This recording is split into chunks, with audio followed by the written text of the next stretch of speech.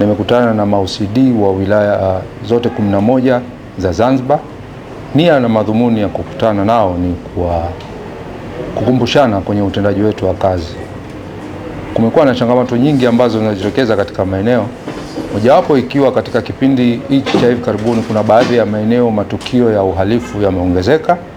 Kwa hivyo tumekutana nao kuwaelekeza namna gani ya kupunguza matokeo ya uhalifu katika maeneo yetu, wao wakiwa kama ni wasimamizi wa matukio yote ambayo ya uhalifu na mengine ya usalama barabarani katika wilaya, kwa sababu wao ndio wakuu wa polisi wa wilaya. Basi jukumu lao ni kuhakikisha kila jambo ambalo linatokezea katika wilaya zao, wao ndio wanaotakiwa kujibu.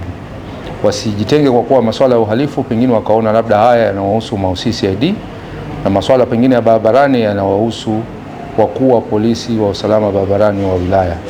Wao ndio wasimamizi wa mambo yote haya.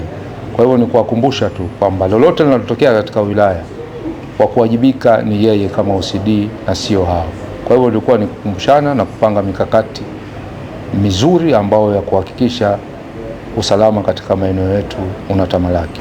Wananchi nao nawaambia kwamba swala la kutunza amani katika maeneo yao nao ni pati, kwa sababu kutunza amani au kuhakikisha amani katika eneo lako unaloishi linaanza na wewe.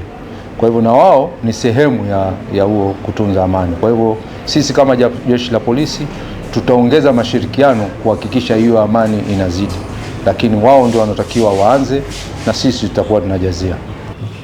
Kwenye domain management, hakikisheni kabisa mnajua maeneo yenu na maeneo tete na maeneo yenye athari kubwa sana kwenye mambo ya uhalifu, yasimamieni. Kwa wale ma-OCD wanaotoka kwenye maeneo yenye mahoteli kaskazini na kusini, muwe makini sana, watuambie mwizi ni nani.